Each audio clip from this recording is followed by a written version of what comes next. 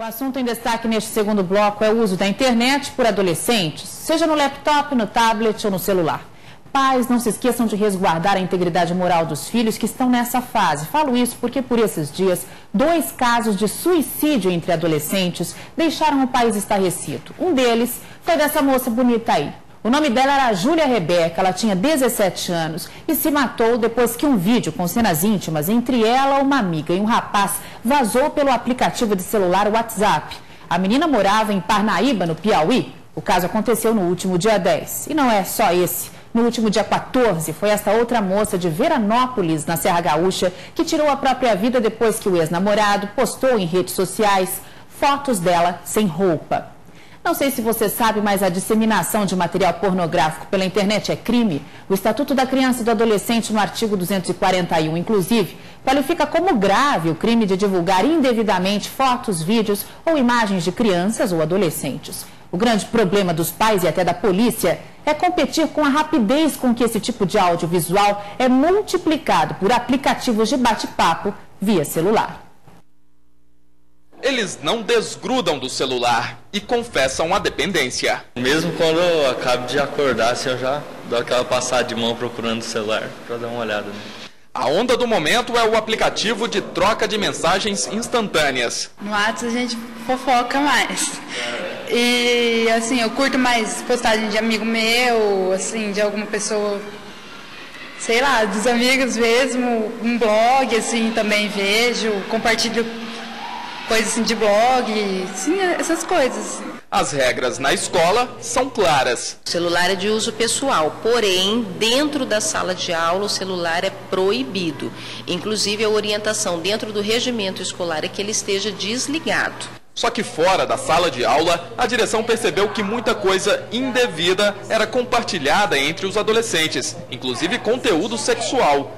Era hora de esclarecer que eles poderiam estar cometendo até mesmo uma infração. A escola promoveu um encontro para discussão dos crimes virtuais, onde esteve presente um psiquiatra, o promotor de justiça, um perito criminal e uma pessoa da pastoral da família, para discussão de um modo geral de como, por que isso está acontecendo, até como a tecnologia está entrando e a gente está lidando com isso, que é algo inevitável hoje para a nossa vida, para a vida de todo mundo, né? Como é que a gente está sabendo lidar com isso? Eu também não sabia que, tipo, poderia trazer tanto risco que nem...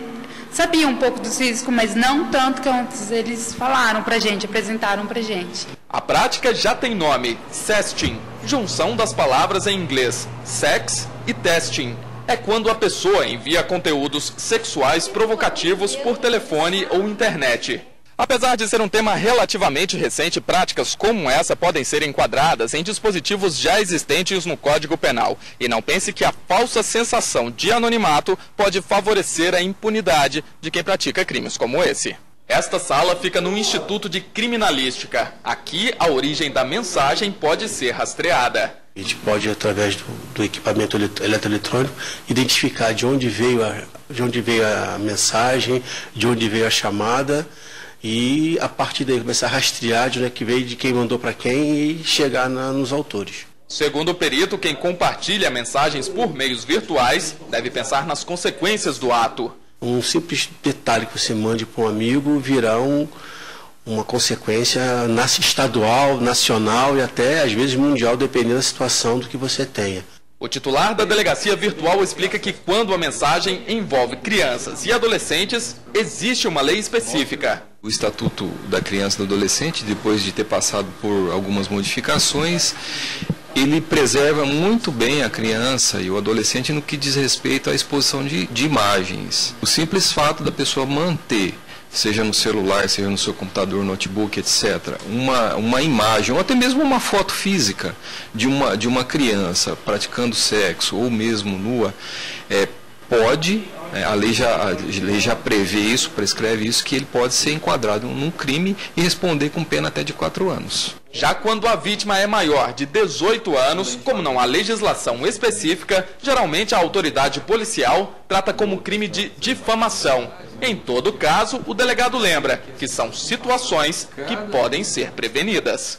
A principal prevenção é apagar do seu celular ou do seu notebook, do seu computador, aquelas imagens que possam gerar algum constrangimento caso caia nas mãos de pessoas aí que façam a divulgação dessas imagens na internet ou por outro meio.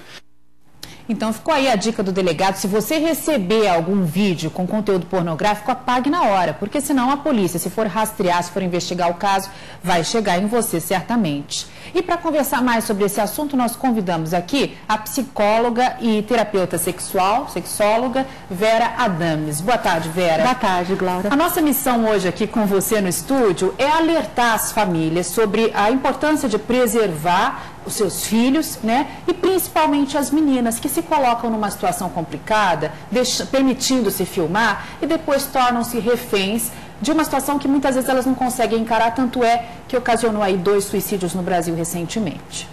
E assim como nós temos outros casos, né, que às vezes não vêm tanto à tona.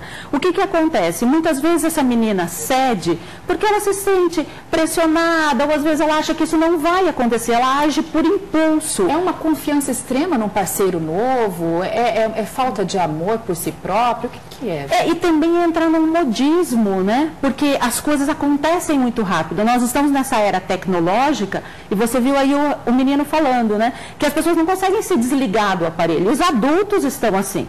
Nós estamos falando dos jovens, mas os adultos também estão assim, né? Então eles ficam conectados o tempo todo. As pessoas estão deixando de dormir, deixando de produzir, de conviver com os filhos, né? Se você olhar aí, você vai em alguns lugares, as pessoas, cada uma está com o seu celular. Então ela fica conectada o tempo todo e ela não percebe isso.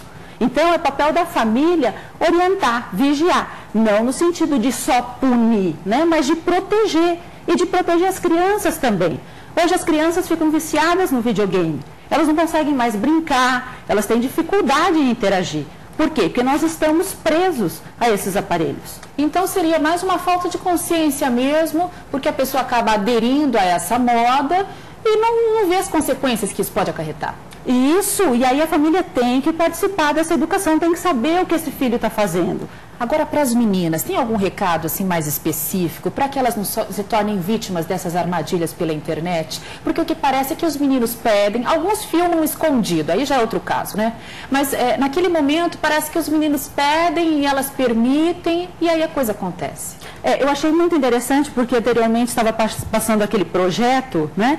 E o que eles fazem? Eles preparam essas crianças, né? Por quê? Para que elas percebam a natureza, percebam o que está acontecendo. Né? Isso, projeto Florestinha, né? Por quê? É uma aula de educação moral e cívica. O que está faltando para as nossas crianças, para os nossos jovens, é se perceber enquanto ser único, né? Enquanto mantenedor da própria vida. Então, o que acontece é que esse jovem se lança numa situação dessa e vai ter consequência. É muito complicado, né, Vera? E assim, para as meninas, tanto para as meninas quanto para os meninos, o interessante mesmo é se envolver um relacionamento sexual a partir de uma certa idade também, não muito jovem, né? A partir do momento que ela sabe o que ela está fazendo, porque e as isso consequências é pro resto da vida. Né? Então, assim, converse, tenta buscar alguém que possa dar uma orientação adequada, né? Porque a sexualidade é uma coisa muito bonita, quando bem vivida. Tanto é que acontecem tantas gravidezes aí precoces, né? E as meninas não têm condições nem de criar os próprios filhos. E não é só a gravidez, né, Glaura? A gente tem uma vasta gama de doenças, né? Que são transmitidas assim. E depois vem o arrependimento por uma situação. Agora, em casos em que a família se percebe numa situação de dependência da internet, do Facebook, desses aplicativos, né? Os pais podem tomar uma atitude mais radical e dizer, gente, olha, nós estamos percebendo que nós estamos com um problema aqui em casa, está todo mundo viciado em internet, vamos cortar isso por um tempo. Isso vale? Isso é papel da família, porque o jovem, a criança, ele precisa sentir que tudo tem consequência. Porque a vida impõe alguns nãos, né? Então a gente tem que exercitar isso já na família. Tá certo. Eu conversei aqui com a psicóloga e sexóloga Vera Adames sobre essa questão tão complicada que é lidar com os adolescentes nessa fase da vida, com a questão da internet, da sexualidade. Obrigada, Vera.